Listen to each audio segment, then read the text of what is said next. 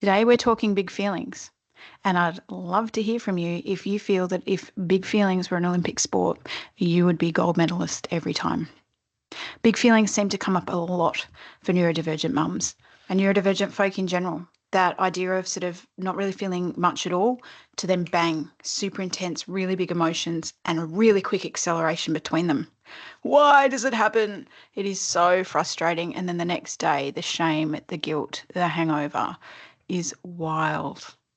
Kind of makes us feel like we're not really adults, like we can't control what's happening within us. I hear you, and a lot of my clients struggle with this today as well. So today on Mumshine Moments, we're going to chat big feelings.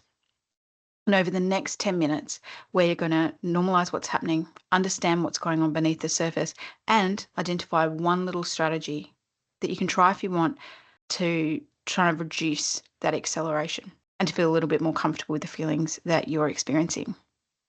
For those that don't know me, my name's Freya and I am the neurodivergent heart and brain behind Mumshine Moments, a space I've created to talk about some of the challenges for neurodivergent mums, as well as some practical strategies that we can look to try and lighten the load just a little. So, big feelings. That idea of feeling nothing, I'm fine, and then boom, suddenly we're not. And when we talk about zones of regulation, typically these explosions sort of seem to come from the red zone, which is sort of where a lot of anger, frustration, worry, anxiety comes from, and the blue zone, which is where a lot of sadness, feeling flat, feeling exhausted comes from. So it's kind of like we're a bit like Dory.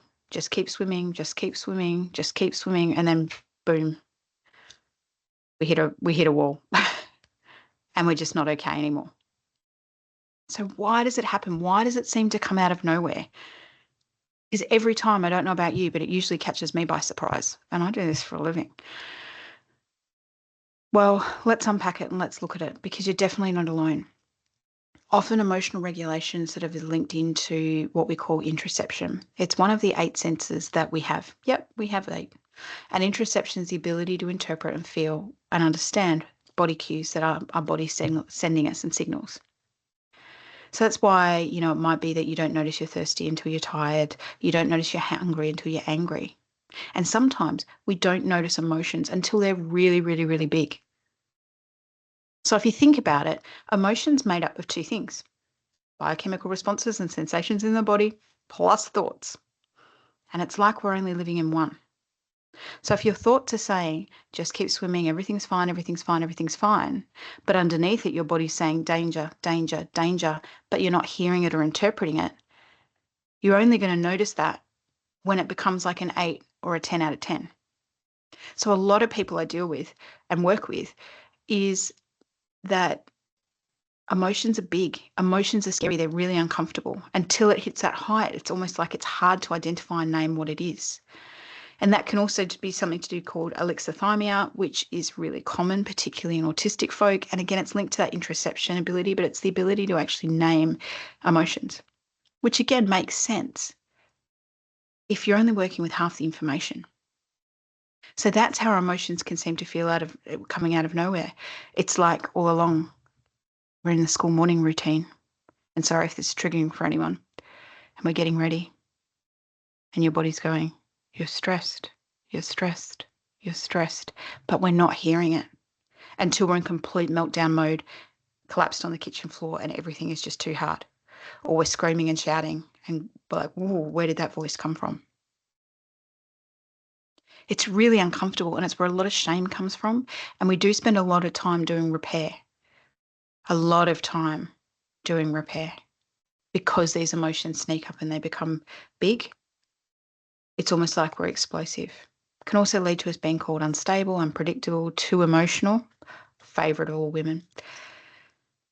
So what can we do about it? Because it is so uncomfortable. There's other strategies that we can look to in the longer term to build interoceptive capabilities. It's absolutely a skill that can be learned through body scanning and interpreting. It's sort of a bigger piece of work, but right now, if you want to feel a little bit different and try something today, the simplest exercise that I get people to do is listen to others. I know, it's terrifying, the idea of listening to a spouse or partner and telling them they're right. Ugh. But it's what we're going to do. So if somebody notices an emotion in you, they say, you seem sad, you seem stressed, you seem angry, you're frustrated. They might call it out and name an emotion. And our default response is, no, I'm fine. Because in that moment, you genuinely believe it. I believe it. Until we're not. And what I want to call out is you're only dealing with half the information. They can see things in you. They can see changes in you. So what I do is kind of use them like an early warning alarm. So now, if somebody says to me, you seem stressed, rather than going, no, I'm fine, I stop and I pause and I go, I wonder, what if I was? Is it stress? And then I kind of chuck around a few different emotions. Is it exhaustion? Is it overwhelm? Is it anger? Until something sticks. Like you usually kind of feel it and you go, yep, that's what it is. Even if it's just a big category of feelings like sad, worried, angry, upset, exhausted,